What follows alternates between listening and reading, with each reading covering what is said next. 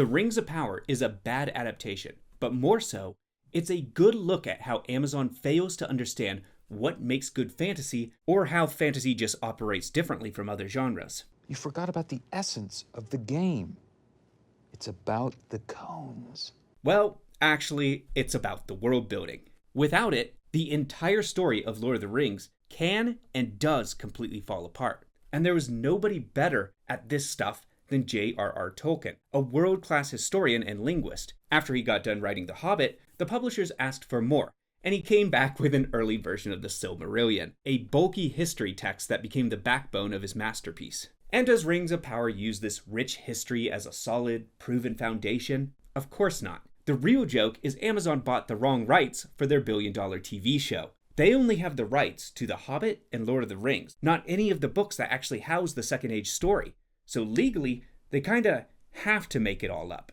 The Rings of Power show is the equivalent of ripping out the concrete foundation of a house, replacing it with wooden, rotting piers, and then hoping the entire thing doesn't just collapse down on top of your head. Make no mistake, this is all pretty much fan fiction, and not really all that loyal to the source. And in case you don't believe me, here's just a quick refresher. Galadriel was not some warrior princess running around trying to kill Sauron. She was an ancient being, literally older than the sun and the moon. She was already a queen, had her own kingdom, married, and was one of the most powerful magic users in Middle-earth. She was never banished back to the Undying Lands. She never by happenstance bumped into Sauron while trying to swim an ocean. Sauron never disguised himself as a human king. He and Galadriel never traveled together to Numenor. He never tried to make Galadriel his queen. And they never teamed up to raise an army to go save a place called the Southlands. That's because the Southlands, they don't exist. So therefore, there's no story about an elf and human lover in the Southlands or elves guarding the region. There was no dark elf leading orcs to create a homeland. No one ever used some Morgul blade to open an elvish dam to Rube Goldberg Mount Doom into becoming an active volcano. So therefore, none of our main characters needed to survive getting hit in the face with pyroclastic flow. There's no hobbits at this time. Sorry, Harfoots. They're hobbits in everything but name. Gandalf didn't arrive in the Second Age, he arrived in the Third. I wouldn't be surprised if they end up retconning him completely just into being a blue wizard. Regardless, all the wizards, they arrived on boats, not as meteors, and none of them were stalked by weird Nazgul ladies. Lastly, Elrond was not a glorified 400-year-old political intern. He was a master of healing and lore. He was never sent to spy on the dwarves or build a forge. Oh, and you can't have two Durins because, Durin was believed to be a soul that was reincarnated into various kings and leaders, so there can't be two at one time. Mithril was not formed as a combination of the power of a Balrog fighting an elf. Yeah, that was completely made up. The Balrog was not even awoken in the Second Age, he awoke in the Third. And the rings were not made out of Mithril, they were made out of magic. And Celebrimbor, he doesn't make the 3 elvish rings first, because that would literally break the entire story. More on that later. So you can see there's far, far, far more things that are different from the source than, are from the text. In fact, pretty much all you get is some names and locations. But that's not the point. As proved by The Shining, you can butcher the source material and still make something really great, even a classic. Not that Amazon did that, of course. But in this video, we're not looking at the old foundation, we're looking at the new. We are testing to see if Amazon's new original backbone can function as its own effective world building. Forget all the history you know. Forget the Silmarillion, forget history of Middle-earth, or even the books. The only thing we'll keep is Peter Jackson's films. Rings of Power, it's technically a different franchise owned by a different company. But Amazon really wanted to pretend that it was one of the cool kids. With callbacks to lines, designs, and imagery, they even got Howard Shore back for the main theme. So we'll give it to him. It will come back to bite him in the end, because a fresh take actually may have benefited them. Let's get into this thing. We open on a flashback, the fall of the Two Trees and the war with Morgoth. Most of this, it's pretty good, and it's actually pretty accurate to the source. Now, it's abridged, I'll give you that, but it does basically hit all the broad strokes. Except, calling Sauron a sorcerer, because no, not even close. He was more the equivalent of a fallen angel, probably thematically Tolkien's stand-in for Satan. But the rest here, it is pretty accurate, all the way up to when Galadriel says she took up her brother's blade to hunt Sauron. And with that, we're now off the beaten path. I still question using Galadriel as the main character. She's, again, older than the sun and the moon. That's pretty hard to relate to as a POV character. And it's especially frustrating when they maybe had a much better character right there. Because if they really wanted a, strong female lead that was maybe from the actual lore, they had Celebrian, and not much is known about Celebrian besides the fact she had a romance with Elrond and that she's Arwen's mother. So you still have good character connections there even. She would have been younger and a much better audience surrogate. Old, but not impossibly ancient. The only reason they went with Galadriel is because she's a recognizable name. But what's the point in doing that if you're not gonna follow any of her character from the actual books?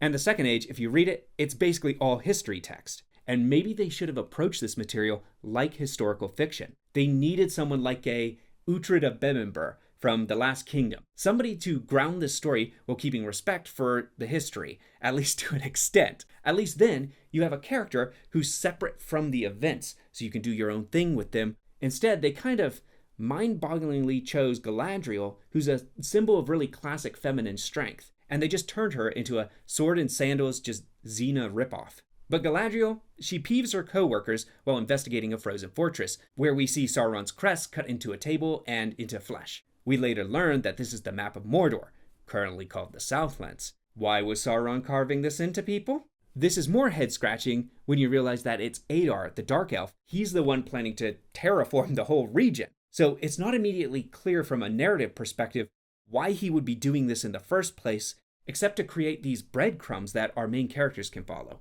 Galadriel is ordered to return home by Gil-galad, the king, who I guess is sick of her running around trying to convince everyone that there's an immortal demon angel who isn't really dead. I guess. One of those things. Such a buzzkill, right? She goes along with it right up into the last minute, where she jumps off the boat and is left adrift in the middle of the ocean. Now what? She's very confident in herself, though, because she immediately starts to breaststroke for shore. And who, by coincidence, does she bump into? Well, Sauron, of course. The very person she has spent a millennium looking for. In the middle of the ocean. What luck. This is a little ludicrous. I'd like to argue that this somehow was all part of Sauron's devious plan, but no. This was not some part of a grand design. It's just the writers trying to shoehorn in a bad mystery, like, who is Sauron? And it thinks that people will keep coming back to find that answer, even if the answer is as obvious as, hi, I'm Halbrand. I knew from, hi, I'm Matt. In the Southlands, we learn the people there used to follow Morgoth. As a result, it's now under occupation from the elves, who have decided now is the best time to pack up. Right when cattle's milk is turning black, and orcs are spotted for the first time in forever. Quite the timing, couldn't have done it better. It's all made worse by the elf Arondir. He doesn't tell anyone anything that's happening, ever. Not even a letter to a superior saying, hey, cows are leaking literal evil from their udders. He doesn't have a phone. Send a raven. Given that the elves were there in the first place to watch for signs of Sauron and Morgoth, you would think that would have piqued their curiosity just a little bit. And what is causing these cows' milk to turn to this black inkish goop? What kind of dire curse has been placed on this land? Well, don't worry about that because it will never come up again. It's just there to be all spooky. But the problem here is more I feel nothing for these characters. They are thinly written, and I don't know what motivates any of them, especially Arundel, as we meet his human lover before he's promptly captured by orcs. By the time the first episode's over, I still have no idea who this guy's supposed to be, and I never feel like I get to know him by the end of the series. Our third arc is covering the female hobbits, who are really just a knockoff of Sam and Frodo. One being, seemingly dim-witted and loyal, while the other one is more soft-spoken but adventurous. Yet their community, they're not very much like hobbits. They're kind of moral vipers. They're quick to preach about the size of their hearts before they put you at the back of the caravan and leave you for dead. Our two hobbit protagonists see a star fall and they find Gandalf in a ring of fire. It doesn't really make sense why these, skittish creatures that hide from everyone would approach something that looks so seemingly just malevolent. Because the show, remember, it still really wants you to think that this person's Sauron. Even all the way down to them making the fire kind of look a little bit like, Sauron's eye. Cheap tricks a little bit. But the hobbit Nori says, I think I was meant to find him. And that's the end of that. Keeping in mind that to them, human or big people, they're like giant monsters. And Gandalf, he's being stalked right now by Nazgul-esque women who think that he's definitely Sauron. Don't get too invested in them. We're never really going to learn much about them or who they are or why they're doing what they're doing. They're just kind of wandering and following them in the background because you have to add tension somehow, you know. The best arc in this series is shockingly that of Elrond and his dwarf buddy. That's because Elrond, he's actually kind of closer to his book counterpart than even Hugo Weaving's version. That's because he's more kind of soft-spoken and kind-hearted. The show actually does do a good job with this relationship. Both of these characters, the dwarf and Elrond, they're likable, they have natural tension and camaraderie, and I even liked how the wife played into their brotherly dynamics, even if the wife lacked some, defining attributes. It's the beards. It was still all very, very true to the spirit of Lord of the Rings, in a story that's largely about overcoming evil with friendship, which sounds like it's, I guess, My Little Pony. Nope, Lord of the Rings did it first. You heard it here. Elrond is sent to the dwarves by Gil-galad and Celebrimbor because they need to build a forge. But not really. That's all just a cover because he's actually sent there to spy on the dwarves. A mission so secret, even he doesn't know about it. So he's not exactly the most useful spy. The elves, they're in this big old rush to build this forge by spring because they may die or be exiled from Middle-earth in, 4,000 years. I think you got a little bit of time, guys. Back to Galadriel, she's extra lucky when she gets picked up by Elendil. Is this part of the ocean just, part of some narrative nexus? Now, fantasy should be built on cause and effect from fictional history, not just blind coincidence. Galadriel and Sauron are then taken to Numenor. Sauron is convincingly suave, and the actor Charlie Vickers, he actually does a good job of approximating a, bad evil Aragorn. Even if I feel he is lacking the gravitas and intimidation factor that was needed for this character. I think Sauron needed someone who was probably more elegant, yet terrifying. Lee Pace, he actually would have been great in this role if he hadn't, already been cast as Thranduil. Now, on my second watch here, and I did have to watch the thing twice, so it hurt. None of his motivations or actions make sense. Why did he take the form of a Southland prince? Or why did he have that crest? Was that deliberate planning, or just another piece of just coincidence?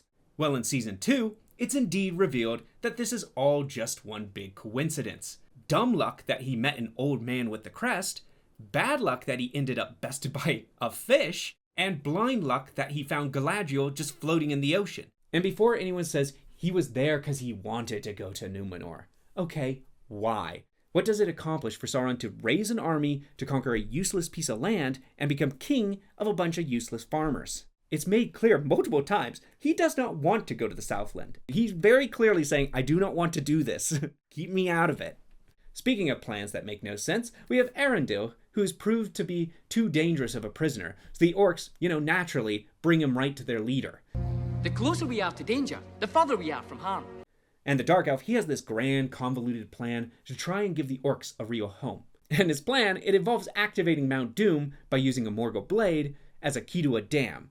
What madman engineered this stupidity? Who would make a sword as some sort of water release lever? And what are the odds here that a kid just happens to find the sword a day earlier? What exactly was Adar's plan if he didn't find this very specific missing blade? Was he going to wander around for centuries until he did? Lucky him, I guess. And that word, luck, it feels like I'm saying it a lot here, and I feel like I'm going to have to keep saying it. Adar releases Arendil and tells him to tell everyone what he's doing. Again, how does this help his plan to discreetly find the blade? Doesn't this perhaps increase the chance of some resistance being formed against him? Or, I don't know, the elf guards in the area finding out and raising an army against him? Yeah, it does do all that. In fact, that's exactly what happens.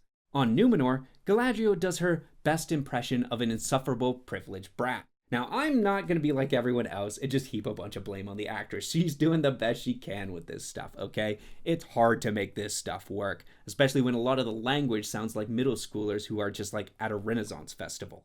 But at the same time, the writing here is just not doing her any favors, because you'd think that since, I don't know, the beginning of recorded time, she would have learned at least a little bit of tact. Elendil is promoted by his queen for bringing the elf to Numenor, despite no one actually really wanting her there. Now in the show, Numenor is created by the elves and gifted to the humans, but now they hate them because they are scared that they're going to take their gerbs. In the original, Numenor was largely elf-friendly until Sauron turned them against the elves for their immortality. They hated them because, they were going to die, and elves, they were going to potentially live forever. There was jealousy there, and that's significantly more compelling. But why do that when you can shoehorn in a lazy critique on American border policies? Yeah, that should be nice and timeless. Around this time, we learn the queen is not the queen, but actually more, I guess, the regent? And the queen, she's having these visions of Numenor drowned in the sea, and they're granted to her by the Palantir. But then we're introduced to Isildur. Isildur! Or as the sea likes to say it, Isildur! Can I just ask, who the hell is talking? I mean, I know it's just in there because the ring whispered his name in the original film. But who's talking now? Who is it? And Isildur, he's getting kicked out of the Navy, I guess, because he let a line slip on his ship, even though, nothing bad even happened. It works, though, and he's booted off the force. For some reason, we're also introduced to his sister in the most pointless side quest of becoming an architect. Every time we shifted to this subplot, I asked myself, why are we wasting time here? Why are we doing this? Galadriel, after a weirdly happy horse ride, decides to spend her vacation At the library! At the library, she again finds, Sauron's symbol, and it looks suspiciously like Mordor? That took you 1,000 years to crack, huh? Took the internet about 2 hours watching the trailer? You know what takes even less time? Leaving a comment and liking and subscribing. That's right. No! Couldn't be mine! It should be mine! Give it to me! Anyways, from this, information, Galadriel extrapolates that now the Southlands are going to somehow become the new kingdom of Sauron. An assumption based on basically nothing. He's been carving this symbol into people for thousands of years, but apparently this now is a sign, just a sign, that he's going to be invading in tomorrow. Just by happenstance, though, she's right. So again, lucky her for basing this off absolutely nothing. So she tries to convince Sauron to become the king of the Southlands. Again, her entire reason for doing this is just based on him holding an old royal crest of some sort. And Galadriel, have you heard of a background check? Anyone could have picked that up, and did. But now she's just fully committed to raising an army for him. And her acting erratic, it is part of her character development in this show. At least I think it is. I hope so. But still, she just met this dude. And she's not at all interested in who he is before she spends a ton of money and, lives to put a crown on his head. So she goes back to the queen and demands an army, but is rightfully turned down. But she's going to get back at her by throwing a petulant temper tantrum that gets her thrown in the clink. So, worst diplomat ever. Meanwhile, Sauron, he gets into forging at the island. Get it? Sauron likes forging? Someone even asks his name at one point, and he tells him, it depends. Very subtle, Amazon. Well played. He goes to prison for picking up petty fight while Galadriel escapes thanks to some just killer choreography. Good stuff. She tries to go over the queen's head by going straight to the king, but is caught. The queen then tells her that her father's love of the elves, it almost destroyed them. Go on. I'm listening. But she doesn't. She's ultimately convinced by falling petals, just like in her vision, to send an army to press Sauron's claim. For a throne he doesn't even want. This also makes me wonder why the queen thinks that crowning a king of a landlocked country will somehow help Numenor from, being sucked into the sea. So Elrond, he mends stuff with his dwarf friend, but then learns of the existence of a new ore. And he does this just by wandering into a completely unguarded area. And then his dwarf friend shows up and goes, how could you do this to me? Guard your state secrets maybe a little better. It's a riddle. Speak, friend, and enter. The dwarves, I guess seemingly last week, just discovered a new ore called mithril. By coincidence, it's the exact thing the elves need to keep from dying. Yay! What are the odds? See how this new foundation is entirely built on, lucky that happened, compared to, Tolkien's rich history that the more you look into it, the more you see how stuff naturally progressed. Elrond then makes an oath to his friend that he's not going to tell anyone. But he will. We get a later explanation that a Silmaril created the mithril. What is a Silmaril, you're asking? Well, I know, but that's because I read the books. But the show, it never explains it. You see, the show, it's relying on you having a past knowledge of Middle-earth lore, while it simultaneously is butchering it. Yet, I'll throw the show another bone. The relationship between Durin and other Durin, it's actually well scripted, sometimes actually sweet, to the extent that I wonder if a guest writer actually did it. Their confrontations and their reconciliations, they're very well handled, with gravitas and moments of just real empathy. But back to the Southlands, the kid is caught with the blade by the orcs and saved by the now released Elrond. And so I guess that didn't work out for the Dark Elf. I mean, maybe next time don't release your enemies for no reason. Maybe you'd have the sword now. But Adar now knows that they have the sword and all the villagers have taken refuge in the tower. So he naturally demands that all the villagers swear fealty to him. Why? How does this help his plan to get the sword, turn this land into like a place only for orcs, and then blow everyone up with a volcano, okay? I don't see how that connects in any real way. He doesn't need them. Why doesn't he just demand the sword and promise, hey, give me the sword, you can leave in peace? All he's doing here is just incentivizing them all to fight back. And speaking of the tower, where did all the elves guarding it go? Did they really just pack up after thousands of years and hit the road overnight? Back in Numenor, the peasant horde that was just about ready to lynch Galadriel 2 seconds ago, it's now very happy to hear it's going to go help the mainland for reasons unknown to anyone. It's so exciting, in fact, that Isildur decides, hey, maybe I'll re-enlist after working so hard to get thrown out. Anyways, he gets so desperate to be back in the army again, he even sneaks onto the ship and then accidentally blows it up as if it were filled to the brim with explosive gunpowder. Whatever was in that ship, maybe try weaponizing it in the future. Could prove helpful. Meanwhile, Sauron's being all mopey because he doesn't really want to become the ruler of, I guess, Middle-earth Alabama. But he's ultimately convinced by Galadriel to help save the Southlands from who? Fight who? It's not like they got some warning or call for help from someone like, lighting the beacons in Return of the King. They don't know what's happening. Now, we ride. Where are we going? What? Where are we going? Galadriel has no idea if there's even an evil army in the Southlands. I mean, lucky there is one there.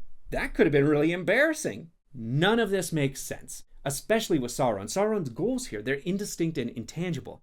At the very end, we learn Sauron, he basically had no plan. He is wandering around just plucking leaves like a child, okay? He's just going where the wind blows. There is nothing satisfying about this, and it makes every coincidence all the more egregious.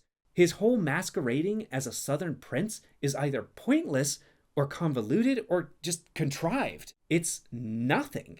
And I think a part of it was they were trying to make him like Walter White. I think even in an interview they mentioned that Breaking Bad was an inspiration for his character development. But Sauron was never made to be a sympathetic or understandable evil. Trying to make him relatable misses the point of the character as this creature of malicious seduction. In many ways, Peter Jackson was right to dehumanize Sauron, making him a faceless threat representing evil incarnate.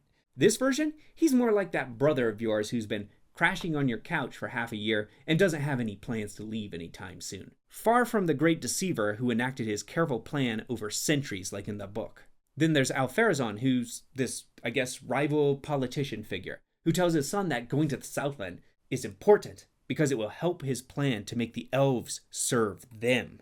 Do explain that one. No? Okay, I'll explain this then. One of the biggest disappointments of this series was seeing Alpharazon reduced from a man who's larger than life and fell prey to his base fear of death. Instead, here he's just a one-note political satire of basically Donald Trump. In Lindel, Durin and Elrond arrive, and Durin tricks the dwarves, just for kicks and giggles, into giving him a useless table. Now, I do have respect for that level of pettiness, and it does help solidify him probably as the best character. But the big reveal in this scene is Gil-galad taking Elrond aside and telling him that magic is leaving Middle-earth, and when the last petal of the rose falls without a kiss from true love... Oh, wait, no, that's Beauty and the Beast.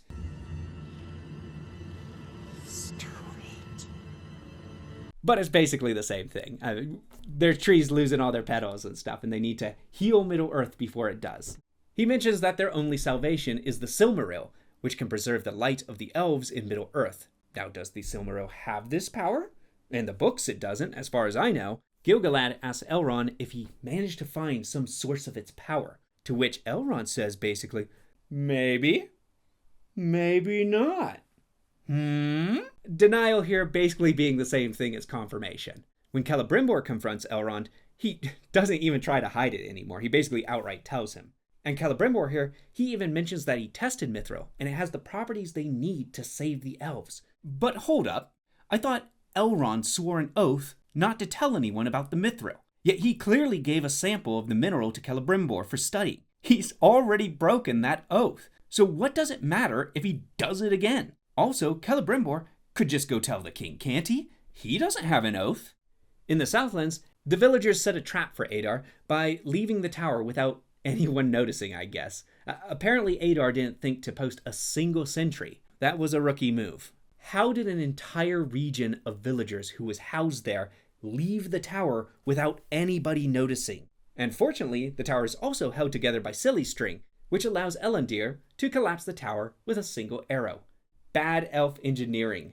They escape and make their way back to the village they just evacuated, where Elendil tries to break the sword with a hammer. I guess he didn't think about taking it to the fires of Mount Doom, which was about a mile away. And barring that, they could have just had one person with a horse take the sword and ride off.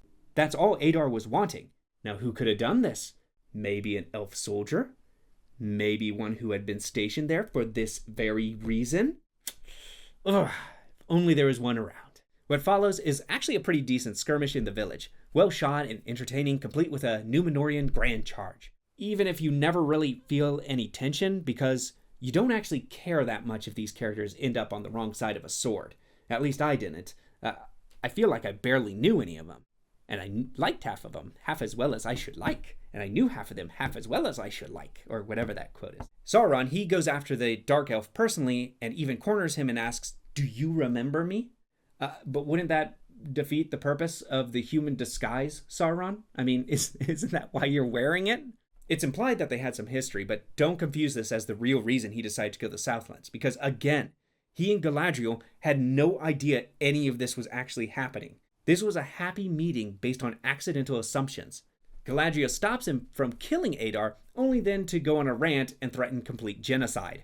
Again, I know this is supposed to be part of her vengeful, arc, but it doesn't help us root for her when she's acting worse than basically anything we've seen Sauron do up until this point. Adar then tells her that Sauron, after Morgoth fell, became devoted to healing the world by tapping into the powers of the unseen realm. Now, this is equally meaningless to the uninitiated as it is to those who actually know the source material. It means nothing.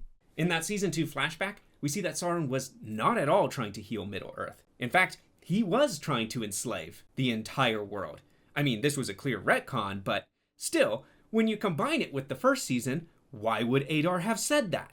Anyways, all the Southerners are instantly ready to accept Sauron as their king, and Sauron, he's now happy to be crowned. I still fail to see what he gets out of all this.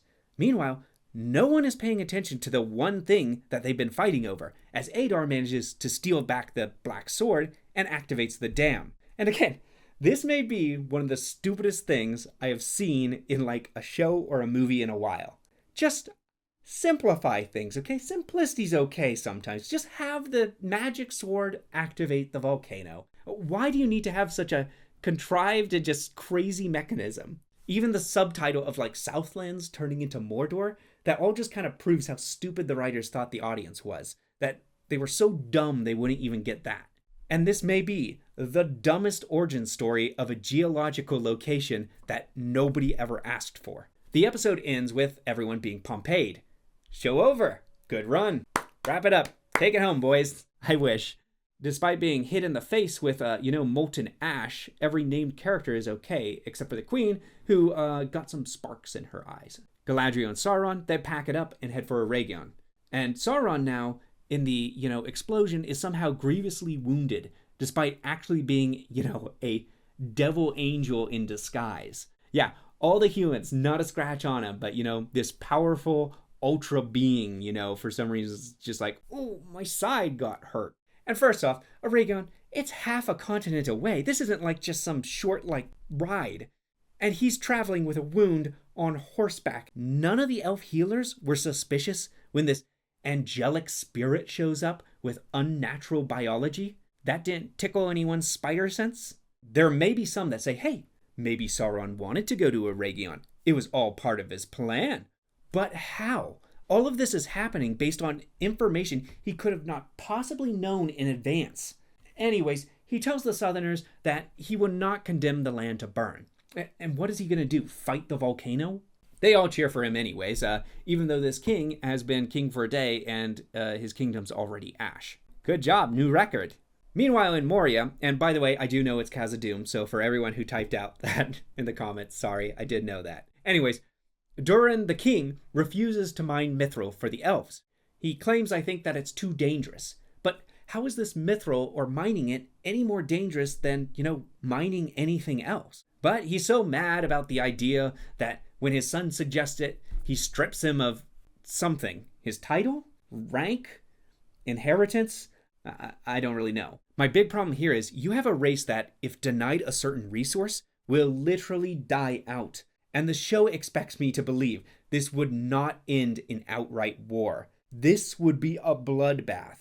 Of course the elves would then take that mineral by force. This isn't just bad world building, this is just bad basic politics. The idea an entire race of people would just roll over and die because another one just said, nah. That's crazy, okay? It is. It's crazy. Then, to make matters worse, a floating leaf drifts down into the cavern and awakens the Balrog. So much, I guess, for digging too deep and too greedily. They haven't even lifted a pickaxe yet. It was just here so they could have that split second of the Balrog, so they could put it in every single trailer.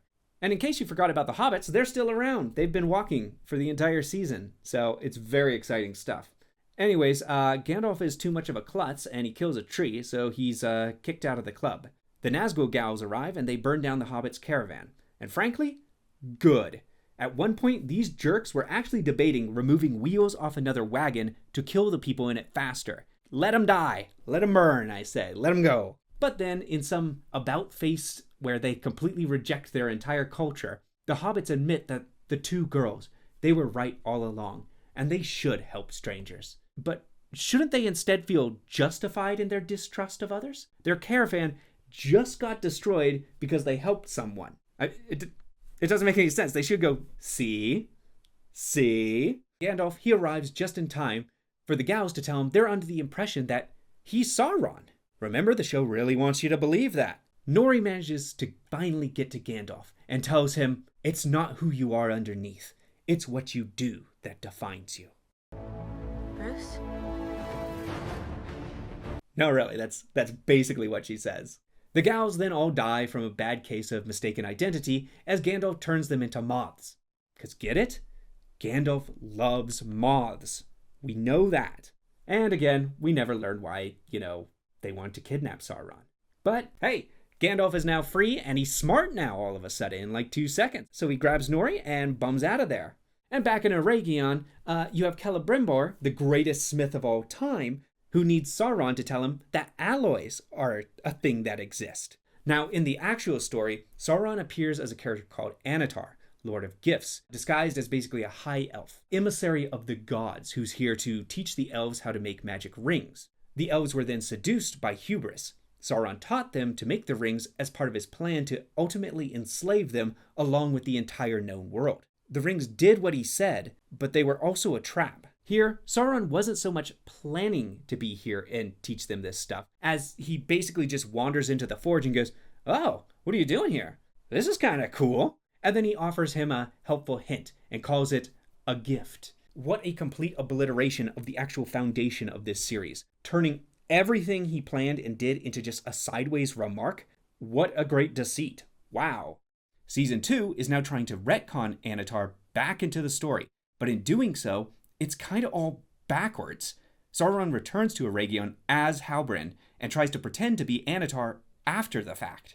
First, it makes no sense in Season 2 for Celebrimbor to continue accepting Anatar's help or to be tricked by him, especially when, by the end of Season 1, he already knows how to make the rings because he's already made 3 by himself. Why does he need him? Secondly, how did Sauron know that Galadriel didn't just tell everyone who he is? He could have walked in there and been instantly shot through with arrows like a pincushion. Lucky she didn't.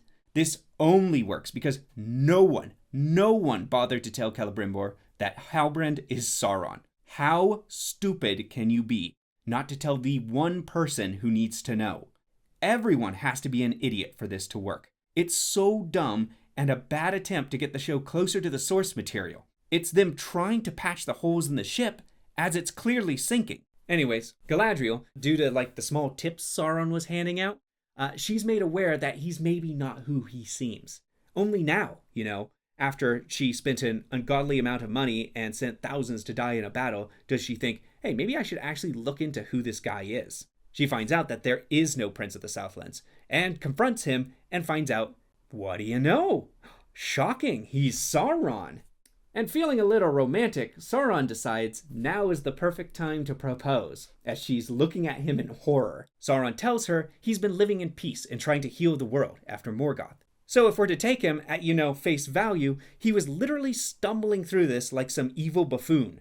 This is a mess, an attempt to make one of pop culture's biggest evils into a misunderstood anti-hero, and it's failing at every level because it takes what used to be acts of deliberate planning and just malicious action and just turns it all into accidental whoopsies or, hey, I just happen to be here at this specific time. What are the odds? People here do not have goals. They are empty vessels acting erratically as the story uses conveniences to push this approximation of a narrative forward. Galadriel refuses, to be his wife.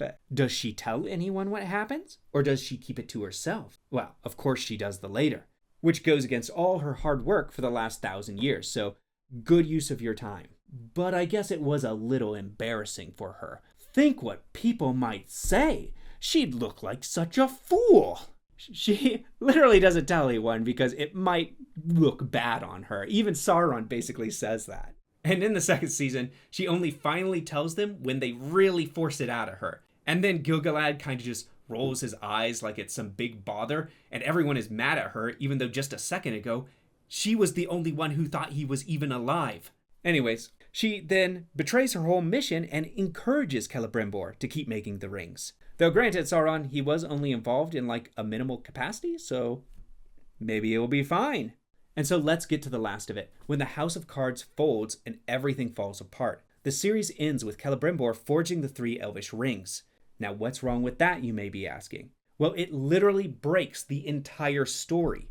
As I said, the Second Age is about seduction and corruption, Sauron's ultimate plan to rule Middle-earth coming to fruition. Now I know I said at the beginning of this video to forget everything you know, but I also said that this really wanted to be a prequel to the Peter Jackson films. And even those movies, that trilogy, has this as a bedrock. 3 were given to the elves, 7 to the dwarves, 9 to the men, 1 to rule them all. Okay? It's written on the ring. It's not like some deep lore that vanished. This is core to the story. Gifts given and accepted without question. Or as Galadriel says in Fellowship of the Rings, they were all of them deceived. It is at the very heart of the story, unbendable, unbreakable, and the Rings of Power snaps it in half. In the original book, Sauron tricks them into making the rings under his guidance, the tools to their own destruction. He makes 16 with Celebrimbor, intending to make far more so that he can then enslave the entire, known world. But first, he goes off and makes his 1. Pouring all his power and malice into the ring so that he'll be able to enslave the others. Unfortunately, after the first 16, he realizes that Celebrimbor made 3 others that he had gifted in secret to the great elvish lords.